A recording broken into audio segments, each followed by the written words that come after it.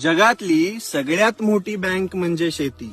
एक रोपटं लावल्यानंतर त्याला हजारो फळं देण्याचं काम, एक बी जमिनीमध्ये टोकल्यानंतर त्याला हजारो बिया रिटर्न मध्ये देण्याचं काम शेती करत आलेली आहे. अख्ख्या जगाची भूक भागवणारी शेती आपल्याला कायमस्वरूपी बँकेपेक्षा मोठा परतावा देत आलेली आहे. आपण कायमस्वरूपी शेतीला दुर्लक्षित समजलेला आहे. शेतीमधून काय भेटतं हा विचार केला आहे.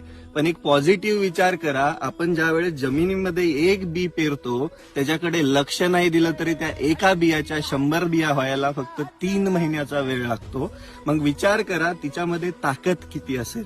फक्त आपला इंटेंट खराब झालेला आहे शेतीबद्दलचा, आपल्या बघण्याचा दृष्टिकोन खराब झालेला आहे. तो दृष्टिकोन बदलणं सगळ्यात गरजेचं आहे. सगळ्यात मोठी गोष्ट आपल्याला शेतीबद्दल बोलायची असेल किंवा करायची असेल तर शेतीकडे बघण्याचा दृष्टिकोन बदलावा लागेल. आणि हे सगळं आपण करू शकतो. सगळ्या शेतकऱ्यांनी मिळून जर ह्या गोष्टी केल्या तर 100% शेतीला सोन्याचे दिवस येणार आहे. मी एकटा कितीही लढलो तरी शेतीबद्दलचं मत मी एकटा बदलू नाही शकणार. तर सगळ्यांनी मिळून शेतीबद्दल जनजागृती करूया आणि या काळ्या आईला एका बियापासून हजारो बियांचं रिटर्न करणाऱ्या बँकेला आपण मोठा करूया.